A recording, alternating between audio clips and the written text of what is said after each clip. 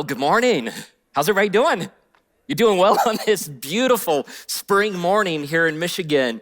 And good morning to those of you also who are watching from our other campuses, or if you're at home today, so glad that you have tuned in. And if you are watching from far away, we are absolutely jealous of you. We have an ice storm here in West Michigan today. And I know what all of you are thinking right now. You're going, I drove through this weather and Bob King is preaching. So please temper your disappointment. I'm planning on us having a good morning today. And if you have been new to Ada Bible Church in the last month or so, you probably don't know who I am. My name's Bob King, as I already mentioned, and I'm actually at our East Paris campus, one of our staff pastors there. And our East Paris campus, we just opened the first week of January. And you probably haven't heard an update yet, but things are going absolutely great there. We're off to a phenomenal start. All of our ministries are up and running: men's ministry, women's ministry, student ministry, even Union, our ministry to 18 to 29-year-olds is meeting on that property. We have a bunch of new people that have been showing up, and probably like 1,300 to 1,400 people who come through our Sunday morning services there. So it's going great. And I would love for you to come visit me there sometime, especially those of you at our Knapp Street campus. We are absolutely crowded there. We need a bunch of you to move out of there. Your campus pastor, Kevin Baker, he doesn't really love you anyway. He wants you to come to the East Paris campus. So I'd love to have you join us there. We've got some elbow room there. Hey, as well, we move into our Bible story today, I got a question for you. How many of you, Grand Rapids is not your hometown? It's not where you're originally from. So how many of you not originally from Grand Rapids? Okay, a whole bunch of you here, and you raise your hands at our other campuses as well. I also am not originally from Grand Rapids. It's not my hometown. I was born and raised in Indianapolis, Indiana. And in 1988, I came up to Grand Rapids to go to college. I think the first summer after my freshman year, I went home, worked all summer long, came back to Grand Rapids, and have been here ever since. Now, there are all types of reasons why people leave their hometown. For me, it was to go get my education. For others, they'll leave their hometown for a work opportunity. A great prospect comes up in another town. For others, home life was maybe a little chaotic, and they just need the space, and so they move away from their hometown. For others, it's love. They fell in love with someone and were drawn away to another place in order to start life with that person. Now, this isn't just random facts about Bob this morning, but it's an important piece of where our story begins. Our main character in our story, Jacob, we pick up the story and he's leaving home. He's taking off from his hometown. And in just an absolute economy of words, it starts off this way. Jacob left Beersheba and he set out for Haran. Now, just to orient you to the area, here's a map of what is modern-day Israel. It would have been known as Canaan back in Jacob's day. Here's Beersheba. It's way down by the Dead Sea. He makes his way north and is heading for Haran. This is 570 miles away. This is like the equivalent of walking from Grand Rapids to just south of Nashville, Tennessee, to the Murfreesboro area. It is going to take Jacob probably close to a month, 28 to 30 days for him to walk that distance. Now, Beersheba is his hometown. He is leaving his hometown. I think it would be important to explore, well, who is he leaving behind? Now, if you were with us last week when we started the series, we went through a little bit of family history of Jacob. We need to hit all of that again briefly for those who weren't here and for our story to make sense today. So let's begin with Jacob's grandfather. Jacob's grandfather is Abraham. One day, God appeared to Abraham and said to Abraham, I want to do something brand new in the world. In fact, I want to bless the entire world. And Abraham, I'm going to do it through you. and through your descendants, through your family line, I will bless the entire galaxy. When God appears to Abraham, he says it like this. God is speaking, he says, I will make you into a great nation, lots of people, lots of land, and I will bless you. I will make your name great, and you will be a blessing. I will bless those who bless you, and whoever curses you, I will curse. And then let's read these last two lines together. And all peoples on earth will be blessed through you. This is often referred to as the promise or the blessing. God gives a blessing to Abraham and says, I am going to bless the entire world through you and through your family line. Abraham, late in life, has one son. So if we go back to the family tree here, the son that he has is Isaac. And we start to see these very, very entry-level forms of the blessing taking hold. We read this about Isaac. It says, Isaac planted crops in that land, and the same year reaped 100-fold, because the Lord had what? Had blessed him. The blessing is taking hold, and it's abundance. And God is working the promise and the blessing through Abraham and through Isaac. And then we come to the third generation. And two boys are born, twin boys. Esau is the first one to come out of the womb, and then Jacob, who we're going to take a look at today, is actually the second born of the twins.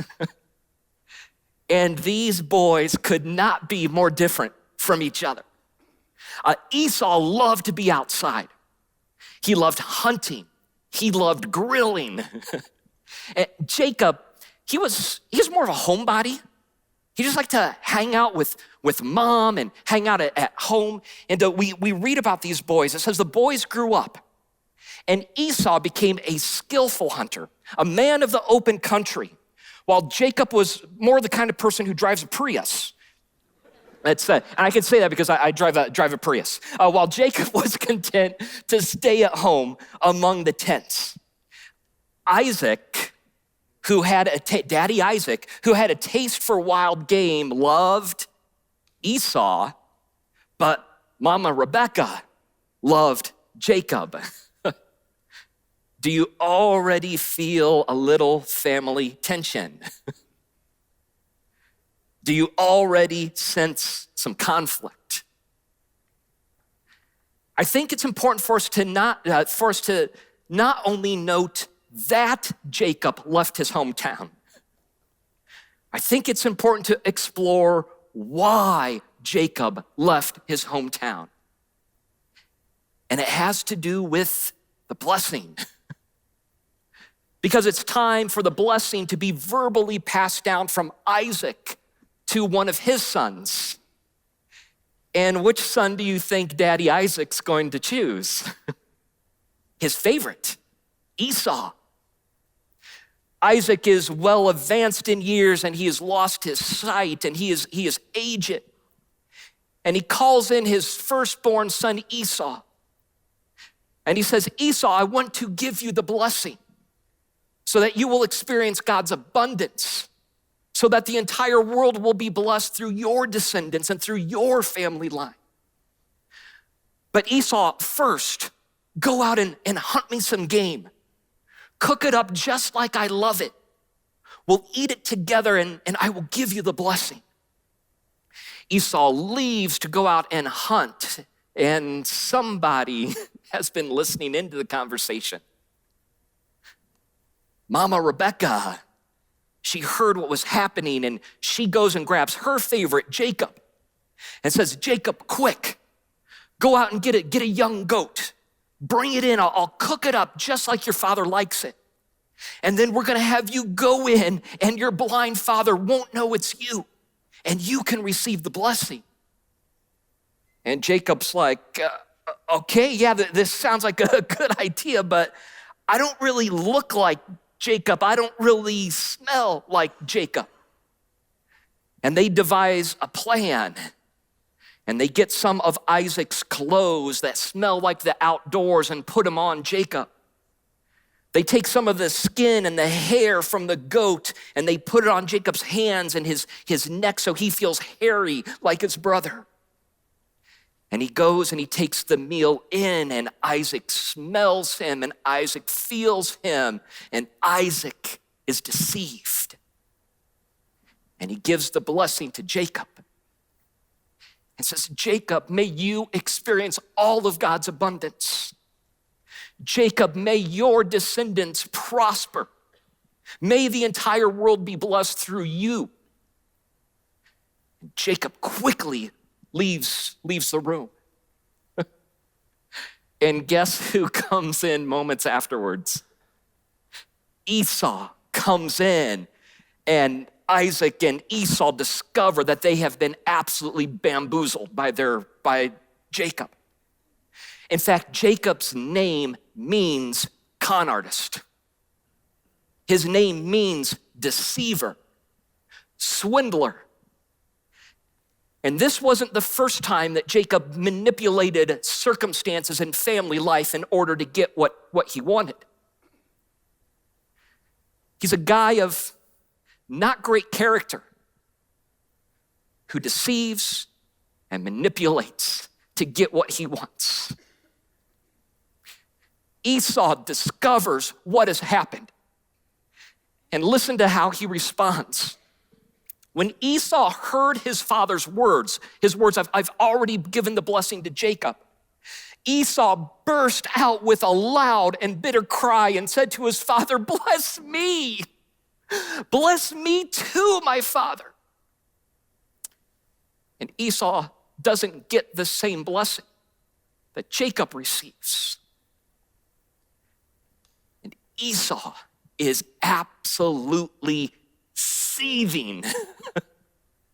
He is angry and he says, I'm gonna get him. One of these days I will get even with my brother. We read, Esau held a grudge against Jacob because of the blessing his father had given him. He said to himself, the days of mourning for my father are near. Daddy's gonna pass away soon.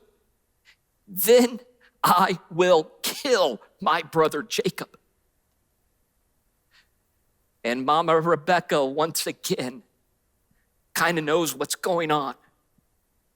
And she goes and she gets Jacob and she says, Jacob, get out of here. You have got to run, get far away.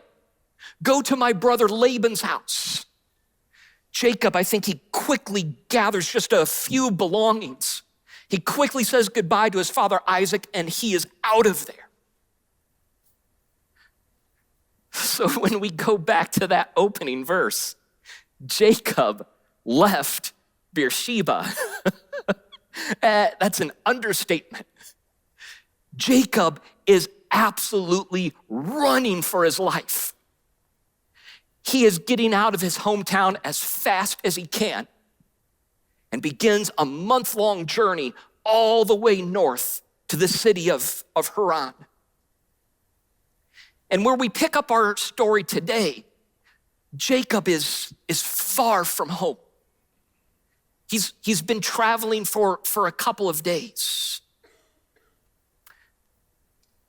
Many of you have loved ones who are far from home. Far from home spiritually. Their decisions, their character have taken them to a place where they're far from home. And I think we need to hear the story, to hear some hope of how God might intersect with them. Some of you might be far from home. You're not in the place where you desire to be. You're not in the place where you should be. And we need to hear the story of Jacob, who was also far from home. In fact, this morning, we're going to take a look at 3 helpful questions. 3 questions to ask when we find ourselves far from home. So we need to catch back up with Jacob. Jacob has been traveling for 4 days. We pick up the story in the next verse. It says, when he reached a certain place, he stopped for the night because the sun had set. All right, where is he? When he had reached a certain place. That sound a little ambiguous, little undefined. We get the sense that Jacob is in the middle of nowhere. I mean, if he had stopped at a city, it probably would have given us the city name. If he had stopped on somebody's estate or their farm, it probably would have said when he arrived at the McPherson farm. But Jacob is in a certain place. It sounds isolated, maybe even a little desolate. And what time of day is it? It's night because the sun had set. It's getting dark around Jacob, and he decides to stop for a while. In that day, you would never travel in the dark. I mean, Jacob has a month-long journey ahead of him. He cannot risk walking in the dark and getting his feet tangled up in some branches and spraining an ankle. It's going to be a huge setback for him in his travel. Or hitting a rock as he walks and breaking a toe. He can't risk that. And you wouldn't travel at night. It'd be like be driving at night without your headlights on. You would never do that.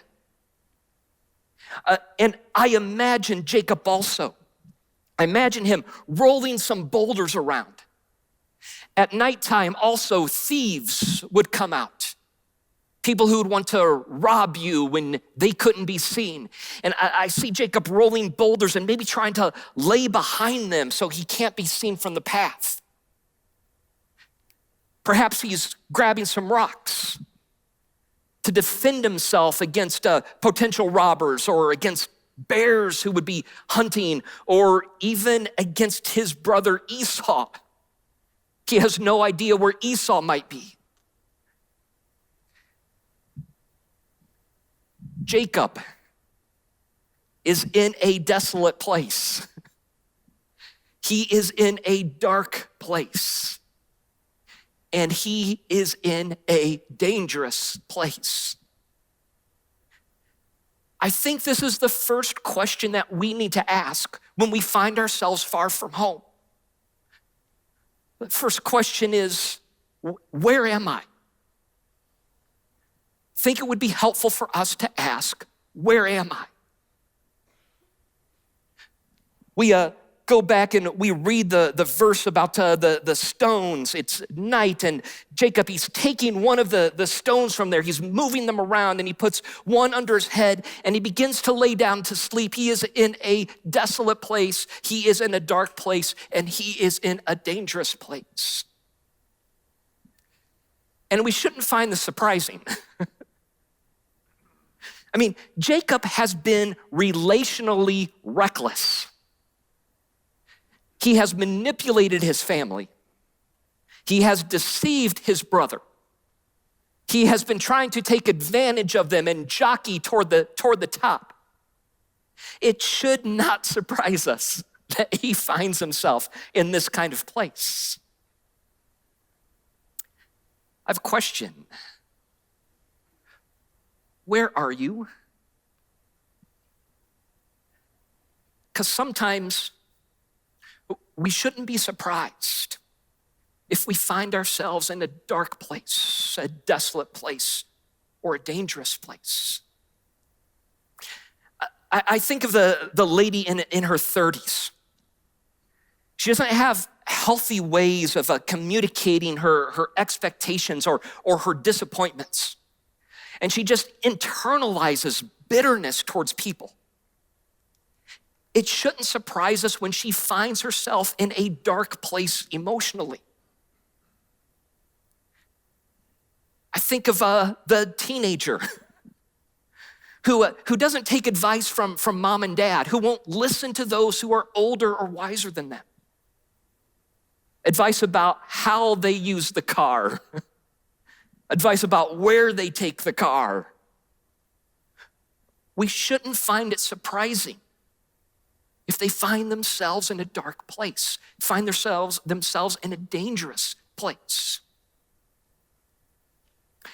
The man in his 40s who only forms relationships for what he can get out of them. Whether it's ball tickets, whether it's a snowblower that he needs in April, we shouldn't find it surprising when he doesn't want to invest into relationships, but only wants to get out of relationships, that he finds himself without friends in a desolate and lonely place. Jacob has been relationally reckless. Jacob, where are you? Jacob might take a look at the terrain around him and go, well, I'm in this rocky place. I'm this place far from home. Yes, Jacob. But spiritually, you are in a desolate place, a dark place, and a dangerous place. So Jacob, what's your next move? What are you gonna do? And Jacob decides to begin to fall asleep. And as he falls asleep, he begins to have a dream, a big dream, and an incredibly unusual dream. Look at these words. He had a dream in which he saw, and he's gonna see three things here. First thing he saw a stairway resting on the earth with its top reaching to heaven. Jacob falls asleep, he begins to dream, and the first thing he sees is this massive stairway. It's a stairway to heaven, reaching all the way to the sky. And right now you have song lyrics going through your head. There's a lady who's sure all that glitters is gold, and she's buying a stairway to heaven, right? Okay, I don't know where Led Zeppelin got their inspiration for that song, but there is no woman in the story. There is no gold. Nobody is buying anything. So that's not what's going on in this story. But he dreams of this stairway. You know what I think he's visualizing? Does anybody know what this building is called? Got to think way back to like junior high social studies class. It begins with the letter Z. It's called a ziggurat. Ziggurat was an ancient place of worship that would have been known in the Mesopotamian area where Jacob is. And a ziggurat is known for its massive stairway. I think Jacob is dreaming of a ziggurat, but its stairway stretches all the way right up through the clouds and into the sky. So the first thing he sees in this dream is this stairway. There's a second thing that he sees though, and the angels of God are going up and down it, ascending up it, descending down it. Now, I don't want to be too cheesy here, but I wanted to give you a visual of what he might be seeing. I pulled this from YouTube, just an escalator. People going up and down, up and down, up and down. This is what Jacob is visualizing on this massive ziggurat and stairway that is stretching all the way to the heavens. Is that a little weird? Stairway, angels, what in the world is he dreaming of? People in the ancient world, they believed in territorial gods. In other words, certain gods were in charge of certain areas. Just a map of some of the nations that would have existed in Jacob's day. The belief was that if you were in the land of the Moabites, the land of Moab, The god Chemosh was in charge there. Chemosh decided what would happen in the land of the Moabites.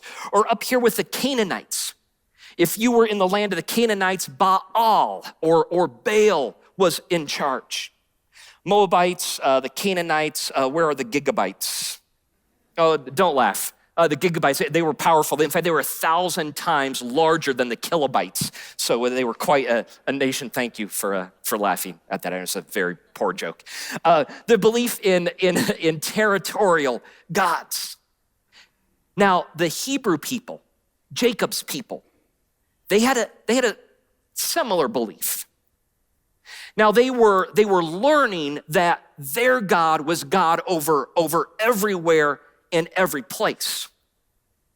But they believed that the way that God got his will accomplished was through territorial angels. Angels that would go and hear from God and would come to the earth and would be assigned to various regions where they would go and carry out God's bidding.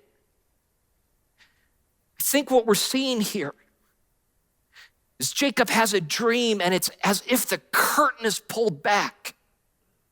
And he sees God functioning and God is operating. And it's represented with this stairway and the angels going up and down it. He sees stairway, he sees angels, and the third thing he sees, there above the stairway stood the Lord. In his dream, Jacob sees God himself at the top of this structure. This brings us to, I think, a second helpful question we can ask when we are far from God. Not only should we ask, where am I? But we should ask, where is God? Jacob, because of his iffy character, because of his poor decisions, is running from home. Jacob, where are you? He is in a dark place, he is in a desolate place, and he is in a dangerous place. Jacob, where is God? And Jacob sees God in his dream. Though Jacob is far from home, God is not far from Jacob. Though Jacob is on the run, God is standing nearby Jacob. Jacob finds himself in a dark place, in a desolate place, and when he looks around and asks, where is God? God is nearby. And I think it's important here. I think it's notable not that he simply sees God, but also that he hears from God. Because God speaks in the dream.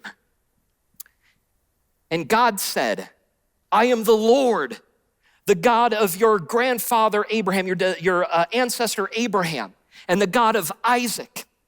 I will give you and your descendants the land on which you are lying. Your descendants will be like the dust of the earth, and you will spread out to the west and to the east and to the north and to the south. And can you read these last lines with me? All peoples on earth will be blessed through you and your offspring. Does that sound familiar? Have we heard those lines before? It's the blessing. The blessing that God told to Abraham, that Abraham passed down to Isaac, and that Isaac, though deceitfully, passed down to Jacob. God's mission of blessing the world is still on. And God shows up to Jacob in a dream and says, Jacob, I still want you to be part of my mission. Jacob, I desire that you fulfill the blessing. Jacob, I want to bless you so that you can bless the entire world. God's mission is still on. Something I absolutely love about being at Ada Bible Church is that there are so many people who come here who have embraced God's mission. Now, in Christian land, it's a cliche, but there's a phrase that you all have heard. The phrase is, we are blessed to be a blessing. It's a cliche. But do you know why it's a cliche? It's a cliche because it's true. We are blessed by God in order to bless other people. And so many at Ada Bible Church have embraced that. We have young adults in their 20s and 30s all over the place at Ada who volunteer in our student ministries to 6th graders through 12th graders. They carve out a Sunday night for senior hires, or possibly Wednesday night if it's for junior hires, in order to gather around a small group of 8th graders or small group of 10th graders to build into their life, to encourage them, to help give them advice from the Bible. These young adults, it's time that they could spend studying if they're in school. Time they could spend hanging out with their own friends. Some of them forego work hours in order to spend this time with students. And I think if you were to pull them aside and ask, why do you do that? Why do you give like that? They would answer by saying, I'm blessed. And I'm blessed to be a blessing. It's not just young adults at Ada Bible Church. There's a host of retirees. I mean, retirement, that's the time for golfing and for traveling and for grandkids. And we have retirees all over Ada Bible Church who yes, they do that.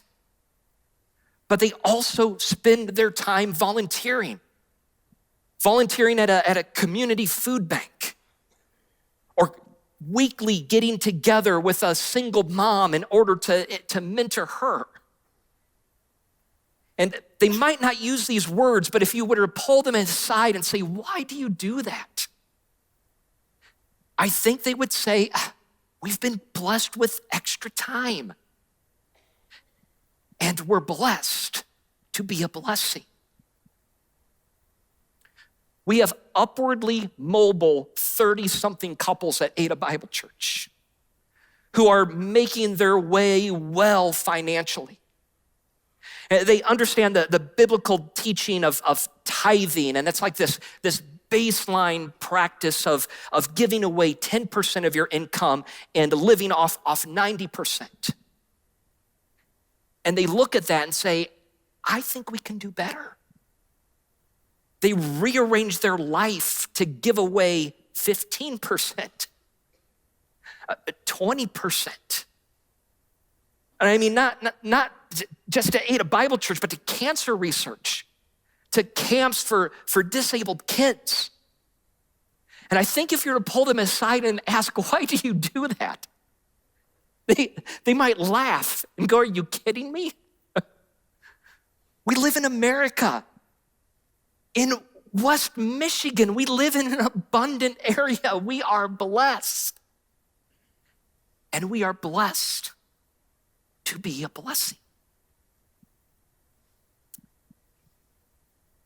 How have you been blessed? Where has God given you his abundance? You blessed with a great intellect? You blessed with good looks or a charming personality that is engaging to other people? Are you blessed with time or finances? You are blessed to be a blessing. And God shows up in Jacob's life and says, Jacob, my mission is still on. And he's inviting Jacob. Jacob, I want you to be part of my mission. I want you to be about the business of blessing other people. And I know what Jacob might be thinking. He's going, God, do you know what's going on with me right now? I had to get out of town as fast as I could. I got nothing. God, where am I going to get food? God, where am I going to get clothing? If I am blessing other people, who's going to bless me? If I'm looking out for others, who's going to look out for me? And God says, Jacob, I am so glad you asked that. God continues speaking in this dream, and he says, Jacob, I am with you, and I will watch over you wherever you go, and I will bring you back to this land. I will not leave you until I have done what I've promised you. Jacob, though you are far from home, God is not far from you. Jacob, he wants you to be part of his mission. And Jacob, you watch out for others, and God will watch out for you. You show concern for other people, and God will show concern for you. Jacob, you sacrifice for other people, and I will sacrifice for you. And that is exactly what God has done for us. Because all of us, at one time, were spiritually in a desolate place, a dark place, and a dangerous place. And God enters and says, I want you to be part of my mission. I want to bless you so you can bless others. And he sacrificed for us in order to make that happen. We move to the New Testament of our Bible. And there's a letter that has this verse. It says, but God demonstrates his own love for us while we were still sinners in a dark place, desolate place, and a dangerous place. Christ died for us. Christ sacrificed for us. And he invites us to be part of his mission to bless the entire world. Jacob, you are far from home, but you are not far from God, and God wants you, and he invites you. Jacob, what do you think about that? And Jacob, he's starting to wake up. And we get some inner dialogue of Jacob. Next verse says, when Jacob awoke from his sleep, he thought, this is a soul thinking. This is heart thinking for Jacob. Surely the Lord is in this place. And I wasn't even aware of it. Jacob was afraid, and he said, how awesome is this place? This is none other than the house of God. This is the gate of heaven. I am far from God, but it's like It's like I am in God's living room, God's house.